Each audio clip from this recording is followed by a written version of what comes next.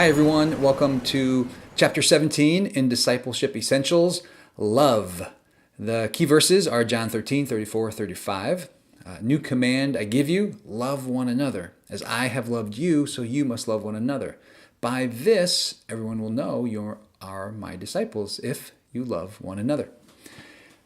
Awesome verses, and I just want to start out with a couple of quotes from the reading. I loved the reading. Francis Schaeffer from The Mark of the Christian. That was one of the recommending readings, and I scanned that, and there's just some great stuff. I'm going to refer to that a few times. But in the reading, Schaeffer wrote, "If we do not show love to one another, the world has a right to question whether Christianity is true." Ooh, so true, so true. And then German philosopher Friedrich Nietzsche challenged the church by saying, if you want me to believe in your Redeemer, you have to look a little more redeemed. Wow. So those are two key quotes about basically put your money where your mouth is, show me the money, whatever other cliche we can come up with to basically say, do you believe this? Is Jesus real? Is he making a difference in your life, in the church? If so, there ought to be evidence. We ought to be able to see this. So that's what we're going to focus on from the reading. But looking at the lesson, the memory verse guide. So let's just go right to, first of all, the backdrop is all this is foot washing in John 13. So from verse 1 and following, that's the scene, that's the setting in which Jesus says this verse. And remember, as you discovered in the reading, the act of foot washing was a menial task. It was performed by the lowest of the low. So that's why when Jesus got up and put the towel around him and started to wash feet, Peter was just so flustered. And in verse 6, he's basically asking, wait, what are you doing? He recognized that there was something wrong with this scene. And he was insistent that Jesus not do such a task. In John 17, where we have Jesus' high priestly prayer, in verse 21, he prays that we all, the church, believers, that we would be one. As Jesus and the Father are one, his heart and prayer is that we would be one. Schaeffer writes that in John 13, if an individual Christian does not show love towards other true Christians, the world has a right to judge that he or she is not a Christian. Here Jesus is stating something else that is much more cutting, much more profound, that we cannot expect the world to believe that the Father sent the Son, that Jesus' claims are true, and that Christianity is true, unless the world sees some reality of the oneness of true Christians. So he's referencing chapter 17 in the Gospel of John. That's huge, right? Unless the world sees some reality of the oneness of true Christians. So what does this love mean, right? How can it be made visible? Again, Schaeffer says basically two things. First, and he even says, look, this is a simple thing, but when we make a mistake, when we fail, we need to be able to go to the person that we've hurt and say, I'm sorry. Right? So simple, yet so difficult.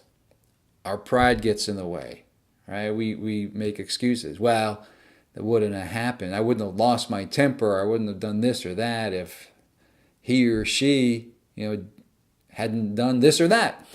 So if we truly want to express the love of Christ, we need to be able to say, I'm sorry.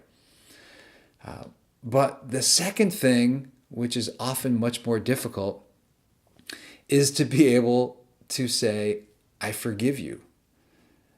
It's hard to say, I'm sorry, but it can be even more difficult to say, I forgive you. So in the reading, I liked, he unpacked, like, what does this look like?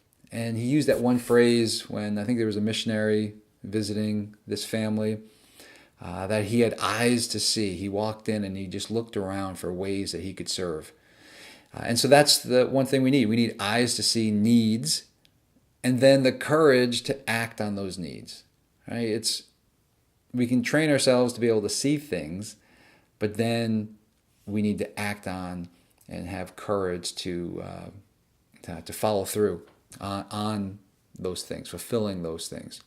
I love the story of the brothers in the reading, who were in the night secretly leaving their homes and filling the others' granary with grain. They were basically looking to outserve one another, outlove one another. What a nice problem to have in a relationship, whether with your friends, your spouse, if you're married, family member, colleagues, that we would strive to outlove, outserve one another. Because ultimately it's destructive. The reading talked about this. I loved it. Destructive to dwell on our own needs, and servanthood is ultimately just death to self, saying, I'm giving up my rights for whatever I want in order to love and serve you. So kind of jumping back to the key verse, the first phrase, a new command I give you. I always got hung up on that. What do you mean a new command? It's not a new command. We see it in Exodus chapter 20 when the 10 commandments were given. Basically, commandments 5 through 10 are ways for us to express love to one another. Now the phrase love one another isn't in there, but it's ways to do that.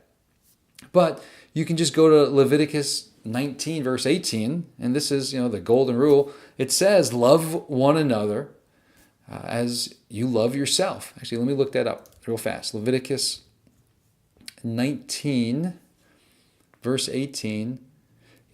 Do not seek revenge or bear a grudge against a fellow Israelite, but love your neighbor as yourself. I am the Lord. So right there we have a command to love others. So how is it a new command? It's new in that Jesus is saying, as I have loved you, so you must love one another. This is the new command. You've known about the command to love. It's throughout the law, but I'm giving you a new command. And again, remember the context. He is washing their feet, right? He's doing the task that the lowest of the low would do. And he's saying, I'm not so proud that I can't do this. In fact, I'm going to serve you this way. I want to model what kind of love I'm talking about. So he's just not talking a good game, and he's just not saying, hey, let me serve you, let me clean up these dishes. He went to the lowest possible rung on that ladder and is saying, look, I'm humbling myself because this is what I want my community to do. As I have loved you, so you must love one another. This is the new command. I'm a music fan, and I didn't grow up in the heyday of the '60s where Christian rock was being born and such. But there was a song that came out of that era. I don't know the exact title. Maybe it's "They Will Know We Are Christians by Our Love," but that's a line that's repeated over and over again. But those outside the church, those who aren't believers, will know we are Christians by our love, not by the size of our buildings or the fancy stained glass, not by the size of our attendance, not even by our financial gifts and offerings, although that's nice. Not by the number of greeters we have at the Westbury campus or the quality of musicianship on the stage. No, they will know we are Christians by our love. One commentator wrote, "The measure in which Christian people fail in love to each other is the measure in which the world does not believe in them or their Christianity. It is the final test of discipleship, according to Jesus." And that's the final apologetic that Francis Schaeffer was writing. Apologetic is defense. This is our final defense. So again, I just want to close with reviewing those quotes that I started with. Nietzsche wrote, challenging the church, "If you want me to believe in your Redeemer, you have to look a little more redeemed." And then Schaeffer wrote, "If we do not show love to one another, the world has a right to question whether Christianity is true." So how are you loving?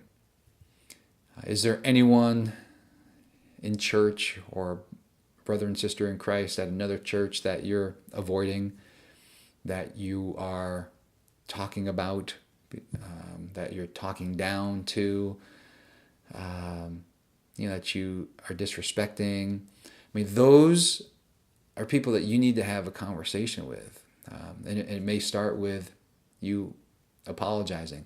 And perhaps they've apologized to you in the past for something, but you haven't forgiven. It may require you to say, "I forgive you." So how are we as a church loving? How are you loving? How's your heart? "A new command I give you," Jesus said, "love one another. As I have loved you, so you must love one another. By this, everyone will know you are my disciples, if you love one another." All right, we've got some loving to do, and have a great week.